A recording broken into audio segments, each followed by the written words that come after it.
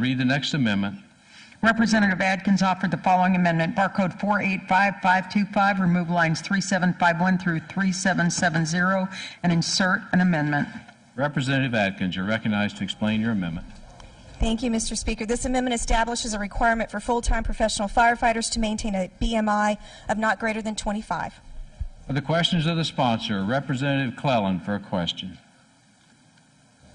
Thank you, Mr. Speaker. Now, Representative, are you aware that the state law already obligates firefighters to remain in what we call good physical condition as determined by their doctors? Excuse me. Representative Adkins.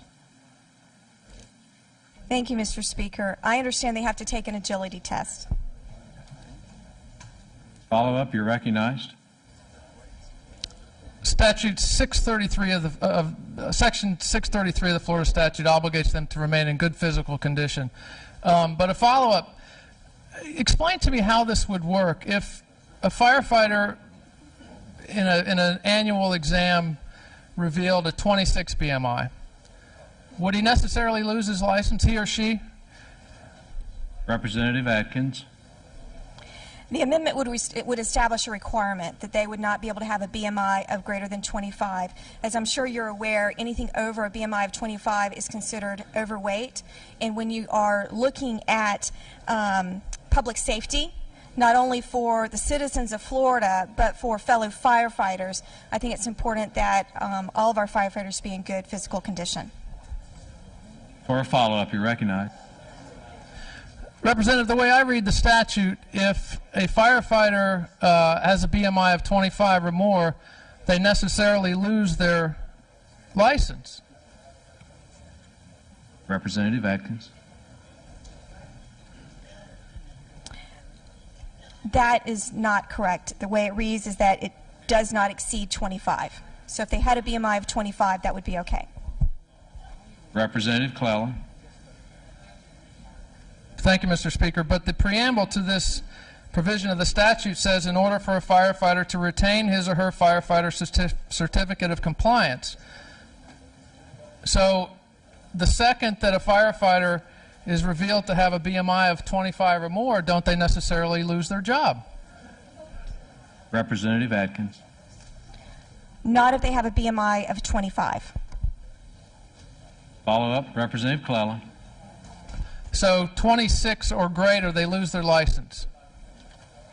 Representative Adkins. Yes. Follow up, you're recognized. Thank you, Mr. Speaker. Does this law apply to fire chiefs as well? Representative Adkins. I would believe so. For follow up, you're recognized.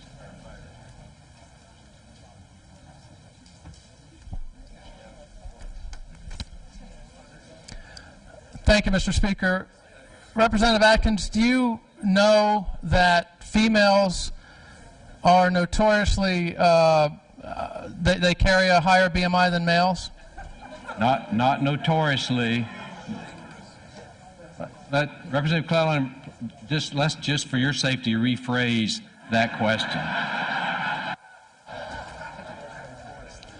Representative Adkins, how do you expect this law to be uniformly applied to gender? Representative Adkins. Thank you, Mr. Speaker. This amendment is gender neutral. Additional questions, members. Representative Kerner, you're recognized for a question. No question, Speaker. I'm sorry, I can't see way back there. My apologies. Representative Moskowitz, you're recognized. Thank you, Mr. Speaker. I'll let you rephrase that for your safety. Now you're not recognized. You are recognized. Thank you, Mr. Speaker. Do you have any data on how many people are going to lose their jobs if, as of today, if this were to pass and become law? Representative Adkins. No, I don't have those numbers. As the previous representative indicated, there's already physical requirements, physical conditioning requirements. What I can tell you is that this would affect 100% of all firefighters. Whether they have a BMI over 25, they would be affected. For those who have 25 or less, they also would be affected. And let me tell you how. Because right now we've got firefighters who are physically fit with a BMI of 25 or less that are being asked to do above and beyond, do the work of those who are not able to do it. So this would impact every single firefighter in Florida, but it's good for public safety. Additional questions? Members, questions? Representative Peters, you're recognized for a question. Thank you, Mr. Speaker.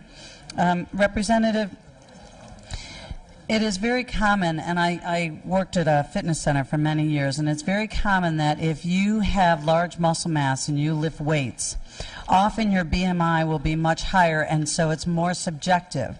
So many of our firefighters are very physically fit. They have large muscle mass, so there would be no way that they could meet this criteria. Have you taken into consideration the subjectivity of the BMI regarding to muscle mass? Representative Adkins. Thank you, Mr. Speaker.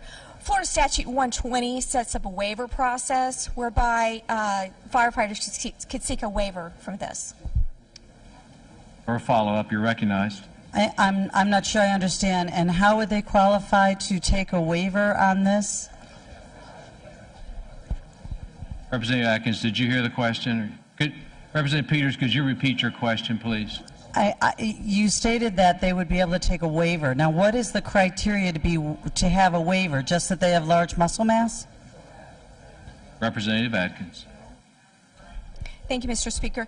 No, I'm simply saying that Florida Statute 120 already sets up a waiver process whereby individuals, when they see that a statute is burdensome or unruly, that they were able to seek a waiver. In this case, it would probably be through the state fire marshal. Follow-up, you're recognized. Thank you, Mr. Speaker. I'd also ask of the author of the bill if this is considered a friendly amendment. Representative Boyd, you're recognized.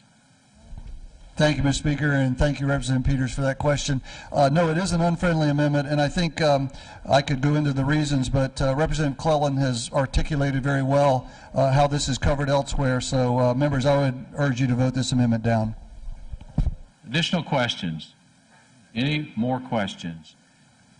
Is there an amendment to the amendment? None on the desk, Mr. Is there a Speaker. substitute amendment? None on the desk, Mr. Is Speaker. there a debate on the amendment? Representative Taylor in debate. Thank you, Mr. Speaker. Members, I could probably talk all day about how this is really not necessary for us to have this amendment, but let me just start first with the CFO's office. They find this amendment very unfriendly, and the body mass index has really nothing to do with the capability of doing the job. First and foremost, we have to take an agility test, and it varies from department to department, but you must take an agility test to prove that you are capable of performing those particular duties. That's followed up with a visit to the doctor to have a physical. And each person's body is extremely different. There's some people who have a BMI of 14 or 15, but are still not capable of doing the job.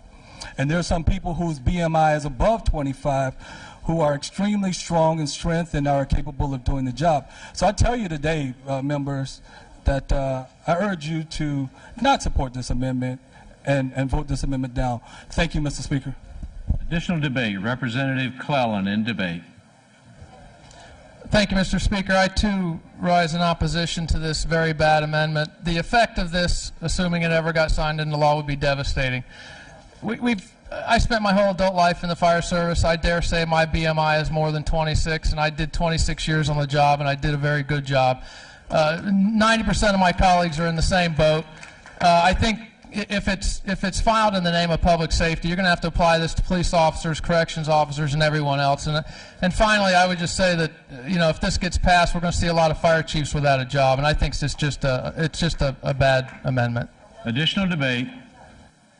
Representative Workman, you're recognized in debate. Thank you very much, Mr. Speaker.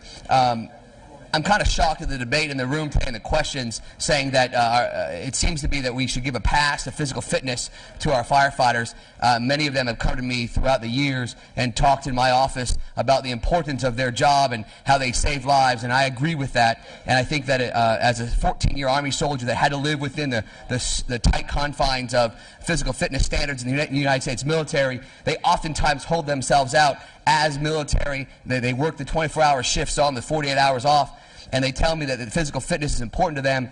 And I think that the point was made earlier in regards to 1 weak soldier or 1 weak firefighter causing the load to be much more on other firefighters. This is a good amendment, and I hope we'll stand together and put some physical fitness standards to our firefighters. Thank you, Mr. Speaker. Additional debate. Representative Castro-Dental, you're recognized in debate.